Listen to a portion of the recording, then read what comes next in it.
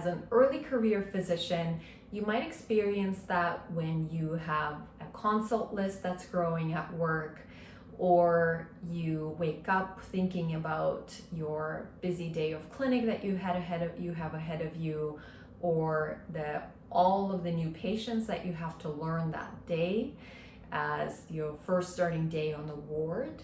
And what I always try to encourage during these videos is when you find yourself in that energy of feeling rushed or anxious, is to really figure out what thoughts are driving those feelings.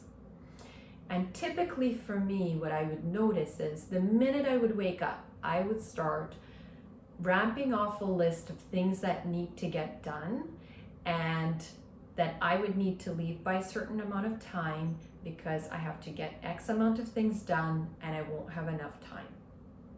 So what would that generate? That generated a lot of feelings of being rushed. I would rush my family, then I would rush my patients and my colleagues when I was at work.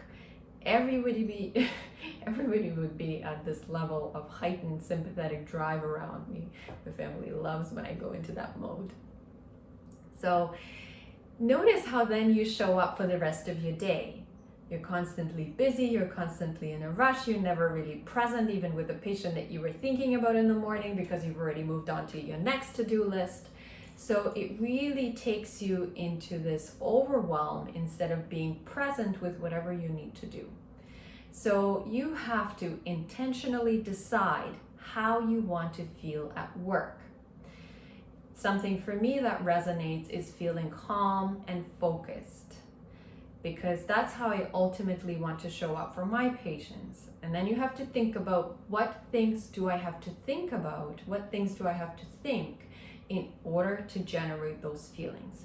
Because as I always reinforce in these videos, whatever we're thinking is causing our feelings. It's not the amount of patients. It's not the hospital. It's not the difficult patient in front of you you're labeling as difficult. It's what you're thinking about all of those things. So in order to feel calm and focused, play around with some ideas that resonate with you. For me, for example, what has hit home is I have enough time. I will get things done. I can do hard things. Whatever feels true to you, and then you have to practice it day in and day out. Remind yourself, and slowly, little by little, your mind does start to believe you. At first it didn't. It still doesn't. I still argue with it all the time because it's just so ingrained that it's just so busy. This is my default. So you have to constantly remind your brain, no brain, you've got this. You have enough time. Let's get to work. The other thing that I found helpful at work is before you start off your day and go off seeing your patients, it really does help to sit down for a minute or two.